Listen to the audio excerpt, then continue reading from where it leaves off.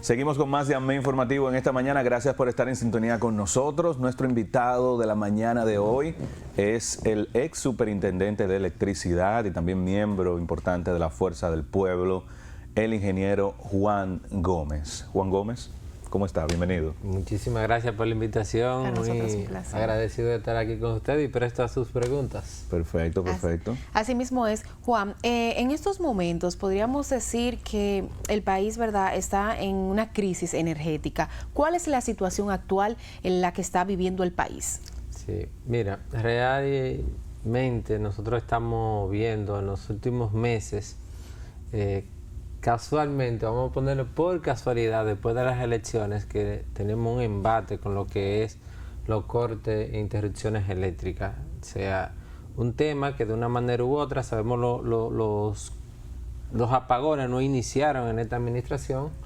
tenemos que ser un poco justos en eso, pero se había venido trabajando con el tema. Y ustedes lo pueden ver, la población en sentido general, todo el que nos escucha hoy, habíamos descartado ya los inversores, sí. Porque Exacto. desde el 2008 se empezó un programa, la gente recordará, de los circuitos 24 horas. Claro. Y veníamos progresivamente avanzando. Y inclusive nos llama un poco la atención cuando ya es innegable, a inicio se negaba se admitía por parte del gobierno la situación actual. Hoy día no se niega y se alegó inclusive en un momento dado que era un tema de sobrecarga, pero vimos que desde diciembre hasta las elecciones en mayo no había interrupciones, no había apagones y no había sobrecarga. Entonces ha habido, ¿qué ha provocado esta situación? Sí. ¿Por qué tantos apagones? Apagones no solamente que paran la economía, no causan mucha irritación a la población. Con esta gran ola de calor que ha habido, la gente no tiene derecho a un vaso de agua, por lo menos a temperatura agradable para ingerir. Vemos que gente que no puede dormir, la población está irritada, aparte de todos los apagones, los tapones que tenemos en la calle. Ya antes de salir a la calle la gente está irritada, entonces contribuye. Entonces es que ha habido un gran descuido en esta gestión, en la parte de distribución. Bueno, ¿no? usted dijo recientemente que hay ahora que habla de descuido, de la mala administración, incluso usted advierte de que eso puede llevar hasta un blackout general. Bueno, sí, recuerda. ¿Fue exagerado usted o no? Explique Realmente eso. hubo una notita ahí, no necesariamente, se me hizo la pregunta de que si había la posibilidad de Ajá. que existieran blackout, y yo lo que planteé es que hemos visto estas largas interrupciones, salida a veces de grandes centrales generadoras, y pudiera técnicamente producirse claro. en cualquier mercado. O sea, no es que en República Dominicana, en cualquier mercado puede darse situaciones técnicas y ocurrir. Entonces, pero ¿qué es lo que nos preocupa? Nos preocupa es que ha habido un descuido total, por ejemplo, en las inversiones. Cuando tú ves que la empresa distribuidora son la caja del sector, todos los miles de millones que vemos que se inyectan al mercado eléctrico y que se traspasa de Hacienda para llenar el déficit, la caja de la distribuidora. Entonces, cuando esa caja no tiene ni cómo medir, o sea, no han invertido en medidores, que es la herramienta que debe de tener cada día, no tienen cables eléctricos. Tú ves que si ustedes tienen un emprendimiento o se mudan, van a las oficinas comerciales. Todo el que va a las oficinas comerciales no es porque se quiere robar la luz, quiere estar Sí, claro. regularmente. Claro. Ahora, no hay una respuesta de las empresas distribuidoras. Y a veces duran hasta un mes, ni siquiera no para irte a conectar, para atender tu caso. Tú tienes el ciudadano tiene que desplazarse varias veces a la oficina comercial. Entonces, realmente las empresas tienen que ver que esa persona que va ahí es un cliente de su servicio. Es como que vendamos agua nosotros, Sí, tenemos exacto. un negocio de vender agua y el que va no lo atendemos, no lo vemos, o sea, ¿qué va a pasar con ese negocio? Entonces nos preocupa bastante porque todo ese descuido que ha habido, inclusive no hay un seguimiento, no ha habido una planificación en esta administración. Y te puedo poner de ejemplo, si ellos hubiesen cumplido con lo que prometieron en su plan de gobierno y hubiese hecho una estrategia, Ajá. Hemos tenido 4 administradores generales en una distribuidora. En Edesur hemos tenido 2. Hemos tenido ya más de 3 superintendentes, 2 superintendentes de electricidad. O sea, tú no ves que hay un equipo, hay alguien, hay una cabeza conformando el sistema eléctrico. ¿Y cuál es la propuesta pues que tiene en este caso la Fuerza de Puebla? Porque como usted bien lo dice, también ha habido un solo administrador, Celso Marrazzini, y que ha pasado ya, ¿verdad?, por varios periodos. Entonces, ¿qué propuesta tiene la Fuerza del Pueblo ante esta situación? No, Celso no es el único administrador. La posición que tiene Celso ahora del presidente del Consejo Unificado, Sí. ha habido 4. El primer presidente del Consejo Unificado fue el ministro anterior. Sí, correcto. Inclusive ya tenemos 2 ministros. Con esto, ¿qué quiero? Los cambios no necesariamente son malos. Ahora, lo que te quiero decir es la poca planificación que ha habido desde la parte gubernamental. Sí, refleja eso. Improvisación. Claro. Improvisación. Entonces, Celso es el cuarto presidente. Y por lo menos a él vemos que está tratando de eso, de que haya por lo menos una cabeza en esta parte, porque te digo a ti, a nuestro televidente, tengo que tratar de ser un poco justo aquí. Entonces, ¿qué nosotros proponemos? Porque muchas veces hacer oposición es muy fácil, porque tú nada más vas a criticar lo que está haciendo el gobierno, pero no, que yo creo que como país y pensando que cada año, en los 4 años de esta administración, el déficit eléctrico ha significado para los bolsillos de los que pagamos impuestos en este país $1.500 por año, durante 4 años. O sea, estamos hablando que en el año pasado solamente para tratar de llenar el déficit eléctrico hubo que inyectar 86,000 millones de pesos, dinero que se pierde, dinero que se quema. Entonces, por ejemplo, asistimos la semana pasada al retiro de la ley de modernización fiscal, pero no puede haber una modernización y una eficiencia fiscal sin atacar frontalmente el tema eléctrico, porque es que ya solamente el tema eléctrico me lleva $1.500 millones. ¿Tú entiendes? Entonces no puede, con este sangrado que tengo del sector eléctrico, no puede haber una eficiencia fiscal del gobierno. Entonces, ¿qué proponemos? Se debe de ajustar un serio y honesto plan, por ejemplo, de recuperación de pérdidas en las empresas distribuidoras, que en el año 2019 y desde el 2014 veníamos viendo que había un comportamiento descendente de las pérdidas, o sea, una gestión. Y en el año 2019 las pérdidas en la empresa distribuidora no llegaba al 30%. Y eso implicaba, esas pérdidas de alrededor de un 30%, implicaba que se transfirieron unos 41,000 millones de pesos para llenar ese déficit. Ahora, ¿qué ha ocurrido de ahí para acá? La pérdida hoy día exceden el 40%, cuando este gobierno nos prometió que iban a bajar las pérdidas. Y por eso es que al exceder el 40% se ha tenido que inyectar el año anterior 86,000 millones. Entonces, hasta que no se le dé de frente a las pérdidas eléctricas, y no como vimos algunas declaraciones inclusive de la propia vicepresidenta, que llamaba a la gente a pagar. No, de lo que la distribuidora facturan, tiene una tasa de cobranza de un 97%. El problema está en los clientes que ellos no gestionan, que el propio Celso declaró que pudiera ascender a unos 800,000. Entonces hay que ir a gestionar esas personas. Ahora, no solamente ir con el garrote a la persona, porque en medio de una oleada de apagones tú te metes a un barrio a decirle, no, vamos a ponerte el medidor. Sí. Ustedes saben lo que puede ocurrir. Yo lo que creo que debe de haber una compensación. Vamos a entregarte luz, a hacer reuniones con los sectores sociales. Mire, vamos a entregarle horas de servicio, pero hay que pagar. Y entonces se le pone, pero no cobrarle a la gente tampoco, que tenemos muchas denuncias de que le llegan unas facturas inmanejables. Sí.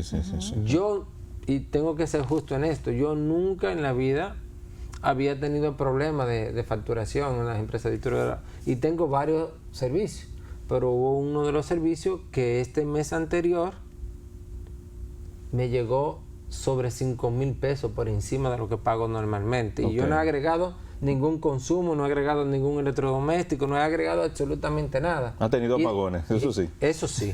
Y discúlpeme que me ponga como ejemplo en primera persona, pero hay muchos ciudadanos que abordan a uno. Y yo, a veces eran tantos, yo me encontraba hasta un poco extraño, digo, porque a mí nunca me ha pasado. Pero ya me pasó. Me llegó mi todos momento. tenemos historia en ese sentido. Yo también estoy pagando un poco más de luz realmente y no estoy recibiendo, no tengo la eficiencia que recibía anteriormente. Pero me acabo de sorprender cuando me confirma que la cobranza está en un 97%. Para mí que había mucha gente que no, claro, un 3% es mucho. Sí, pero pensé como que la cobranza era... Todavía en empresas similares a la nuestra, de mercados similares al nuestro, la cobranza debe ser mayor de ahí, o sea, debe ser casi un 99%. O sea, la mayoría está pagando luz. Ahora, el problema está en los que están conectados directo, los que no tienen medidores, que la empresa distribuidora, al no tener medidores, le pone una plaquita a los usuarios, le pone una tarifa fija, cuando eso es anticomercial total y completamente, porque esa gente que tiene una tarifa fija, muchas veces... Si nosotros descartamos, por ejemplo, cambiamos un aire acondicionado para ahorrar energía, lo ponemos inverter, ese que es poco eficiente, o se lo lleva a la persona que trabaja en nuestras casas, o ustedes ven que ven una guagua comprando aire viejo, todo esto. Entonces la gente va, ese que tiene ese consumo fijo, instala ese aire en su casa. Entonces ahí hay una demanda que no es gestionada por empresas distribuidoras. Entonces lo que decimos es, hay que comprar medidores, hay que comprar materiales, hay que comprar cables, porque inclusive muchas veces nos dicen que van instalando el medidor, el suministro, y tenemos que comprarle hasta los cables a las empresas distribuidoras cuando es una función de ellos. Entonces tú tienes que, para exigir, hay que entregar, hay que hacer un sacrificio inicial. Y creo que ese sacrificio inicial, aunque indirectamente el gobierno esté inyectando tantos millones, no se está focalizando correctamente. Eso es nuestra percepción. Yo tengo una queja, y disculpa, yo le dije que venía con una pregunta. Y eso es en todas las gestiones, incluso en la suya. Sí, yo creo que las sedes nunca han tratado al ciudadano como un cliente. Exacto. Como Claro, como Altiz trata al cliente. Que no ha tenido esa cercanía. Exacto, porque uno se queja en una telefónica y uno es atendido. Pero en EDESUR, o en EDESTE, o en EDENORTE, tú te quejas, ellos te van a tomar la queja, pero paga primero. Si tú tienes algún reclamo de que de repente pues está llegando muy alta la luz y tú no entiendes por qué, y tú sabes no te atienden como tal. Y solamente te atienden en muchas ocasiones cuando usted hace su choque y las redes y eso, solamente así a veces toman en cuenta pues tus quejas. Sí, en la gestión suya o en otras, no sé, me imagino que usted tiene relaciones en las demás gestiones. ¿Qué pasa ahí en ese sentido? Porque no tratan al ciudadano como un cliente, que es lo que es un cliente. Eso tú tienes toda la razón. Y es una deficiencia que ha habido, entonces esas son de las cosas que hay que cambiar y hay que mejorar. Claro. Cuando vamos a una oficina comercial, inclusive cuando estuvimos en la superintendencia, se emitieron una norma de calidad de servicio comercial, porque no es nada más que te llegue la electricidad, claro. Es que te llegue de calidad. Sí, ¿sabes? Sí. Te iba a mencionar ahora y se me fue la idea, son tantas cosas, de que no es que tenemos apagones, es que hasta en la entrega de los apagones es ineficiente, porque muchas veces parecemos un arbolito de Navidad y nos dañan los efectos electrodomésticos. Tenemos ya toda nuestra casa, tenemos muchos efectos electrónicos que son muy sensibles. Exacto. Y tenemos, deberíamos tener hasta un filtro en la casa, pero no ocurre, entonces se nos dañan mucho el electrodoméstico. Entonces yo creo que sí, hay un gran camino que recorrer. Quien llega a la oficina comercial no es una persona que es para cansar, no, es un cliente tuyo, que tú le entregas un servicio y nosotros entregamos una paga. Es correcto. Entonces, así, hasta que no se vea de esa manera, aplicar esa norma de calidad de servicio comercial, que es una tarea de la Superintendencia de Electricidad, que debe de monitorear que esos servicios se le entreguen con calidad a la ciudadanía. Exactamente. Vámonos a una pausa. No, pausa, seguimos. Sí, pausa. Vámonos a una pausa. Venimos en breve con más del contenido también informativo con Juan Gómez, ex superintendente de electricidad, miembro de las Fuerzas del Pueblo, y tenemos un tema interesante que es la electricidad. Quédate, no te muevas. Seguimos con más informaciones aquí con nuestro invitado Juan Gómez. Juan Gómez, las pérdidas que usted nos comentaba, ¿cuánto se estima de pérdidas que hemos tenido? Mire, realmente ese es un caso que a uno le apena hasta tratarlo, porque desde gestiones muy atrás se había venido trabajando el tema de las pérdidas y los niveles de pérdida. Te voy a mostrar aquí, no un gráfico de la Fuerza del Pueblo, sino un gráfico del CRES, que es un organismo, ustedes saben, de la sociedad civil. Y si ustedes ven aquí este gráfico, desde el año 2011 se venía haciendo un trabajo en cuanto a las pérdidas y ven la pendiente descendente. Sí. Por ejemplo, en el 2014 las pérdidas eran de 37%, pero en el 2019 era de 30.6%. Entonces tú ves que ahí hay una gestión, porque las pérdidas tampoco, y siendo justo, no son avances inmediatamente. O sea, claro. no es una cosa que yo voy a tomar una medida hoy, inmediatamente. Es un trabajo concatenado. Ahora, ¿qué nos llama la atención? Estos picos que se han estado produciendo a partir de esta nueva administración. En el 19 ellos recibieron, las pérdidas eran de un 30.6. No contamos el 20 porque estadísticamente no es representativo, porque fue el año que lo encerraron de la pandemia. Claro. Y se entregó energía 24 horas a todas las personas, pagaran o no pagaran, fueran prepago, aunque se le cancelara, aunque no tuvieran el saldo en la tarjeta, se le suministraba. Ahora, en esta administración, por ejemplo, vamos a tomar el año 2022. En el 2022 las pérdidas eran de un 36.9%. Ahora en el 2023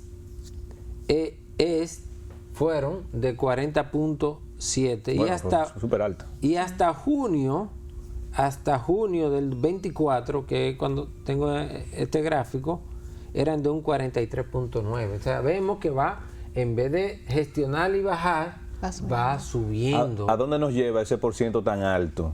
Nos lleva, y dígalo crudamente, al fracaso. ¿Por qué? ¿A volver a los apagones de los 90, sí, a ese nivel? Bueno, pues, yo te digo la verdad, si no hay el dinero para seguir llenando ese déficit, lo que pinta ahí es que este año, para el año pasado, recuerden que le mencioné que se hubo que inyectarle de Hacienda 86 mil millones. Lo que pinta ese panorama es que este año va a exceder los 90 mil millones de pesos. Wow. Solamente para llenar el déficit del sector eléctrico. Entonces no puede haber reforma fiscal sin ponerle atención a este problema, que es el más agobiante y más grande del país. Mire, yo he dicho muchas veces aquí en este espacio, y algunos me caen arriba, pero esa es la realidad y yo entiendo, porque yo tengo 40 años, yo pago luz, pago impuestos y pago de todo.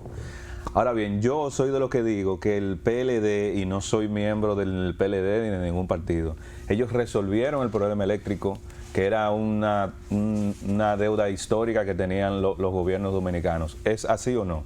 Hable ya como ciudadano. No, como ciudadano tengo que decir y tengo que defender, porque aunque no soy del PLD en la actualidad, sí fui del PLD, sí. Por lo menos hubo una medida que fue sumamente acertada y fue en contra de los vientos de ese momento, hasta de opinión pública, y hay que reconocer a la administración Medina de el gran salto en lo que significó la central Punta Catalina. Totalmente. La central Punta Catalina, y hoy día, si no fuera Punta Catalina, yo siempre lo digo, ha sido la salvación del sistema eléctrico en República Dominicana. Son 700 y algo más de megavatios que siempre están en línea, a menos que haya algún tipo de problema. Bajaron el precio en el mercado de generación en República Dominicana, y eso de por sí ya significa un gran ahorro, y además son las centrales que están en lo que le llaman en la lista de mérito, que son las centrales que están disponibles para despachar a más bajo costo del mercado. Entonces tuvo un impacto importante. Ahora, no es solamente yo resolver el tema de generación. Y cada año sabemos que también que hay que ir haciendo nuevas licitaciones para agregar, porque la demanda va aumentando. Claro. Aumenta alrededor de 125 a 150 megavatios cada año que habría que ir instalando. Ahora, tú quieres ver, a modo de ejemplo, con cifras del propio Ministerio de Energía y Minas. Yo tengo aquí la cantidad de energía que se compró. Póngalo ahí para que se vea en pantalla. Ah, sí. La cantidad de energía que se compró de enero a junio del año 2024 comparado con ese mismo periodo del año anterior. Ahora, hasta junio, esta administración en millones de dólares había comprado compra de energía 1.448 millones de dólares. Imagínense de qué estamos hablando, claro, de qué mercado estamos hablando. Si de enero a junio este gobierno compró en energía para la tres empresas distribuidoras 1.448 millones de dólares. Ahora, ¿qué ocurre? De esos 1.448, ¿cuánto facturaron? De esos 1.448, solamente lograron facturar 1.006 millones de dólares. Ya yo ahí tengo un problema, porque ya yo tengo ahí 442 millones de dólares que no lo pude facturar. Ahora, de eso que facturé, solo pude cobrar 944 millones. Hay un déficit grande. Entonces, hay un déficit de 503 millones de dólares solamente por el concepto de compra y venta, compra, facturación y venta de y cobro de energía en ese tramo, en los primeros 6 meses de esta administración. Wow. ¿Cómo se traduce eso? Porque a veces los técnicos hablamos demasiado técnico. Eso significa que el gobierno, para llenar solamente ese hoyito, ese hoyo, esa parte del hoyo, ha tenido que, o va a tener que erogar 30.000 millones de pesos. Ya entiendo. ¿Te entiendes? La reforma. Entonces, había que buscar esos cuartos donde sea. Entonces, no es que tengo problemas en facturar lo que compro. Sí. Es que tengo problemas hasta para cobrarlo. Entonces, es un ejemplo simple. Si nosotros tenemos un negocio de vender botellitas de agua y compramos, y las botellitas de agua salen a 10 pesos y compramos 100 botellas de agua, ya de entrada, antes de salir al mercado a vender la botellita de agua, lo que sabemos que nos va a entrar es alrededor de un 40% menos. Entonces, ¿qué negocio? Y ponga eso a vender naranja, a vender cualquier tipo de fruta, a vender empanada, a vender yaniqueque. ¿Qué negocio puede echar hacia adelante de esa manera? No hay forma, sin electricidad y no hay manera. O sea, hay que buscarle una vuelta para reestructurarla, como usted dice. No, eso te digo, o sea, es sentarse, inclusive los partidos de oposición. ¿Se les toma en cuenta la opinión a los partidos de oposición cuando se van a tomar decisiones con respecto al sistema eléctrico? Tengo una palabra para eso, absolutamente no. No. Inclusive nosotros fuimos de la mejor buena fe cuando el PRM no quiso firmar el pacto eléctrico. En el año 2019 se levantaron de la mesa. El pacto eléctrico duramos años yendo a la universidad católica, sí, ahí a discutir, y ellos en el 2019 se paran de la mesa alegando 10 puntos, alegando que había que bajar las pérdidas, ellos lo han subido, alegando que había que bajar los gastos administrativos y lo han subido, operativos y lo han subido. Y cuando ellos llegan al gobierno, nos llaman a firmar el pacto y toda la oposición fuimos y lo firmamos. Aún así fueron. Fuimos sin problema, porque uno no quiere que los gobiernos fracasen. Claro, obviamente. No es como la gente cree, que ellos meter el pie al que está en el gobierno para ellos subir. No, queremos que nuestro país eche hacia adelante. Fuimos, nos sentamos, firmamos, inclusive la rúbrica,